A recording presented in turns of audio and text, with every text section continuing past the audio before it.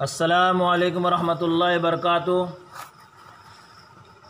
Welcome to our दीनी खिदमत नूरानी कायदा चैनल। हमार दीनी खिदमत नूरानी कायदा चैनल हमू दीनी भाई खैर मखदम आमी इंशाअल्लाह नूरानी कायदार चतुर्थ तख्ती नम्बर 4 আজি বুজিম ইনশাআল্লাহ।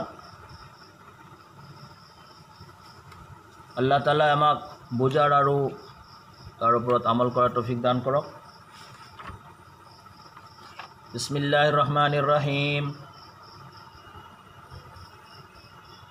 बिस्मिल्लाहिर्रहमानिर्रहीम। बिस्मिल्लाहिर्रहमानिर्रहीम। तख्ती नंबर 4। हुरूफ़े मद्दा। हुरूफ़े मद्दा 3 है। हुरूफ़े मद्दा 3 है। अलिफ या वाव। इनको थोड़ा खींच कर पढ़ें। अलिफ मद्दा। अलिफ जिससे पहले ज़बर हो वो अलिफ मद्दा है। जैसे हमज़ा अली जबर आ, बा अली जबर बा, ता अली जबर ता, सा अली जबर सा, या मद्दा। या जिस पर जज्म हो, जिससे पहले ज़ेर हो वो या मद्दा है। जैसे हमज़ा याज़िर ई, बा याज़िर बी, ता याज़िर ती, सा याज़िर सी, वाव मद्दा। वाव जिस पर जज्म हो, जिससे पहले पेश हो वो वाव मद्दा है।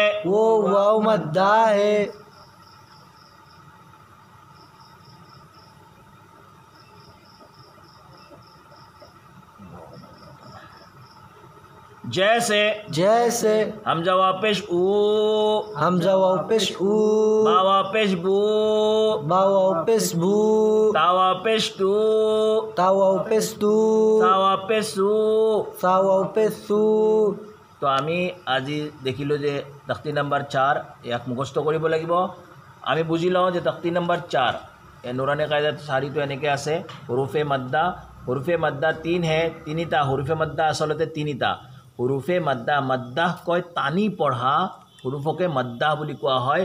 আৰু সেই টানি পঢ়া হুৰুফ তিনিটা। কেতিয়া টানি পঢ়িব লাগে, কণ্ডিশ্যন হ'ল কি ক্ষেত্ৰত টানি পঢ়িব লাগে সেইটো আমি বুজাই দিম। ইনকো থোৰা খিঁচ কৰ মানে অলপ টানি পঢ়িব লাগে। টানি পঢ়িলে কি ক্ষেত্ৰত টানি পঢ়িব, যদি ধৰক আলিফ মাদ্দা কেতিয়া হ'ব, আলিফ जिससे पहले जबर हो आलिफ मद्दा है। तार माने आलिफ जार सम्मुखर हरफटुत जबर थाके, तार माने हामजार ऊपर जबर आछे, आलिफ तार सम्मुखर हरफ हामजार ऊपर जबर आछे, এই কারণে ইয়াতে আলিফ মাদ্দা হ'ব। হামজা আলি জবর আ, আমি যেতিয়া পঢ়িছিলো অকল হামজা জবর আ, বা জবর বা, তা জবর তা, এটো হাৰকাত আছিল। এতিয়া এটো মাদ্দা, এটো বুজি ল'ব লাগিব হাৰকাত আৰু মাদ্দাৰ পাৰ্থক্য। বা আলি জবৰ বা, আলিফ जिससे पहले जबर हो অৰ্থাৎ বা আলি জবৰ বা, আলিফ আছে আলিফৰ সম্মুখৰ বাৰ ওপৰত জবৰ আছে, আলিফ আছে আলিফৰ সন্মুখত তা আছে, তাৰ ওপৰত জবৰ আছে, আলিফ আছে আলিফৰ সন্মুখত সাৰ ওপৰত জবৰ আছে। ঠিক তেনেকৈ ইয়া মাদ্দা, ইয়া जिस पर जज्म हो जिससे पहले जेर हो वो या मद्दा है। जैसे हमजा याजिर ई, बा याजिर बी আমি পঢ়িছো। তো ইয়া মাদ্দা, ইয়া যাৰ ওপৰত জজম থাকে আৰু তাৰ সন্মুখৰ আখৰটোত জেৰ থাকে, যেনেকৈ ইয়াৰ ওপৰত জজম আছে আৰু সন্মুখৰ আখৰটোত জেৰ আছে, হামজাৰ তলত জেৰ আছে, বাৰ তলত জেৰ আছে, ইয়াৰ ওপৰত জজম থাকিব লাগিব। আলিফত কিন্তু জজমৰ কথা নাহে, অকল ইয়া মাদ্দা আৰু ৱা মাদ্দাৰ ক্ষেত্ৰত জজমৰ কথা আহে। ৱাও जिस पर जज्म हो जिससे पहले जेर हो, যেনেকুৱা ইয়াৰ जिस पर जज्म हो जिससे पहले जेर हो অৰ্থাৎ ইয়াৰ ওপৰত জজম আছে, তাৰ সন্মুখৰ আখৰটোত চাৰ তলত জেৰ আছে, তো ইয়া মাদ্দা ইয়াক অলপ টানি পঢ়িব লাগিব। হামজা ইয়াজিৰ ই, বা ইয়াজিৰ বি, তা ইয়াজিৰ তি, এনেকুৱা वाव मद्दा। वाव जिस पर जज्म हो जिससे पहले पेश हो वो वाव मद्दा है।